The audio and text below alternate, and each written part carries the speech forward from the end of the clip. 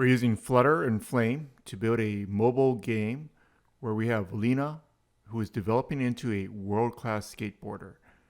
Right now she is a sprite component, and we can turn the character to the left and to the right. To add animation to Lena, the first step is to get an animation sprite sheet. I'm using a sprite set that I got from author Overcrafted on opengameart.org. This is a demo set. For each of the graphics in the package for the push section, I've actually edited or cropped each of the graphics to be 900 or 750 by 900 pixels. After cropping the graphics, I also moved the individual graphics within so the wheels of the skateboard are basically in the same place. I'm using a grid in the image editor Gimp to do this. I took this additional step to make the bounding box with a rectangle hitbox a little bit easier for me to deal with. So it's a little bit closer to her where her hair and the front of her face are. In Gimp, I created a new file that's 750 pixels wide by 900 pixels high. I then added an alpha channel to make sure that the background is transparent. So select the transparency, then add alpha channel. Then I'm going to take the rectangular select tool and I'm going to select it. Then I'll use copy or Control C. I'm going to paste her onto the 750 by 900 pixel new image that I just created.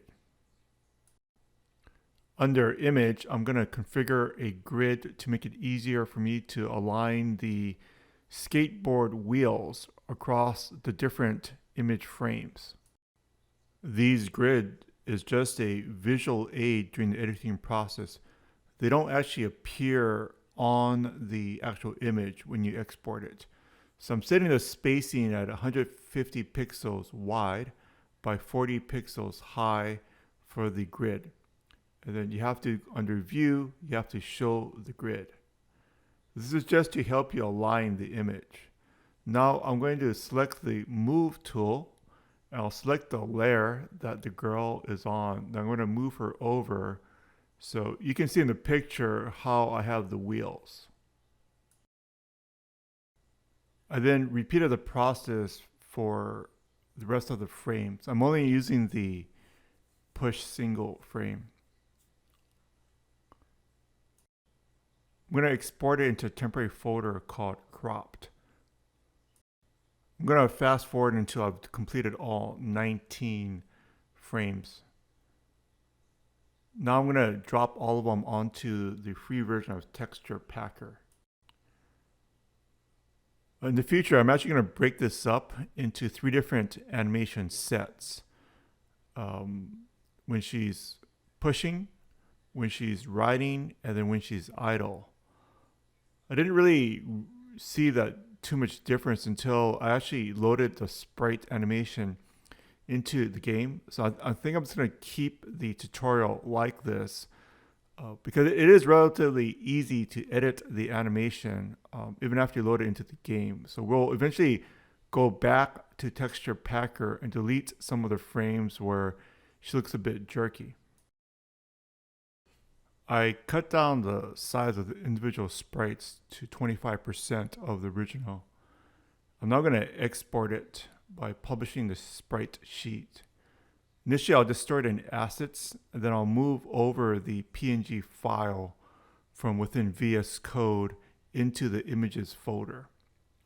The JSON file format, which is JSON hash, if you export it. So if you've been following my videos previously, on the data format, it's JSON hash. So this is JSON file that is storing the data for TexturePacker. Run flutter pub get.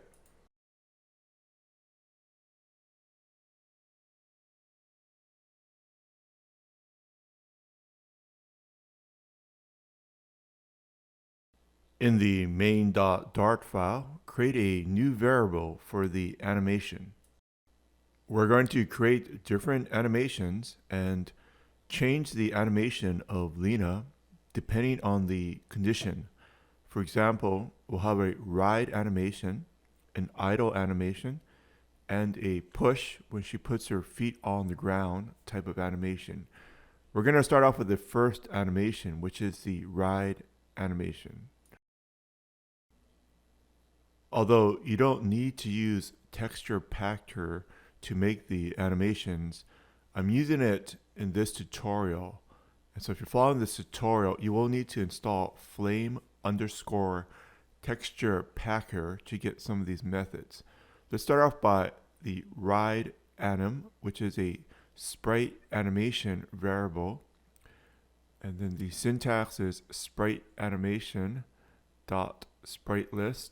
And then right here is where we have to load the animation from the local storage, which includes the image and a few variables.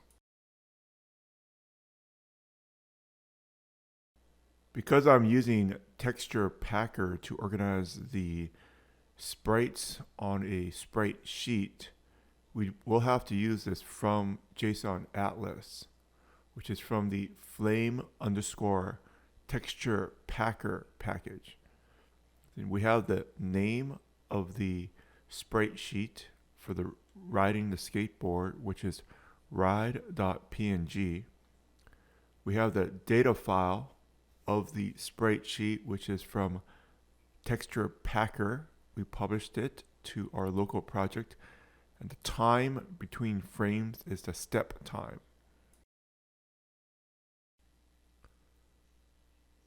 To use this from JSON Atlas, we will need to import flame_TexturePacker, and right there. And now we're going to adjust the aspect ratio, so the height versus width ratio of Lena prior to putting the animation on the screen. When we first started the tutorial, we used a size of 100 by 100 pixels. However, she's actually not in that aspect ratio. So I'm going to use a calculator to see what the ratio actually is, and it's actually 1 to 0.83. So she's higher than she is wide. So the x coordinate, in this case, since I'm using 100 as the y coordinate, will be x will be 83. So this is still loading a sprite component, not a sprite animation component. I just wanted to get her so that she's not distorted. She was overly wide up until this point in the tutorial.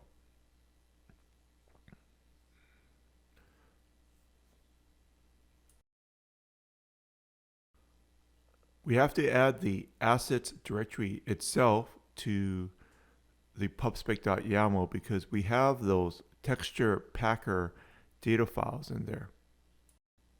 Now the aspect ratio of Lena is closer to what the original artist overcrafted.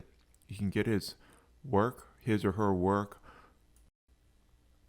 on opengameart.org.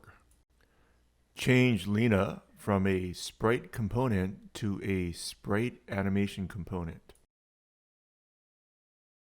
In the instantiation of Lena, change the sprite to an animation. With this simple change, we will now have a animated Lena, and she'll be skateboarding around her area.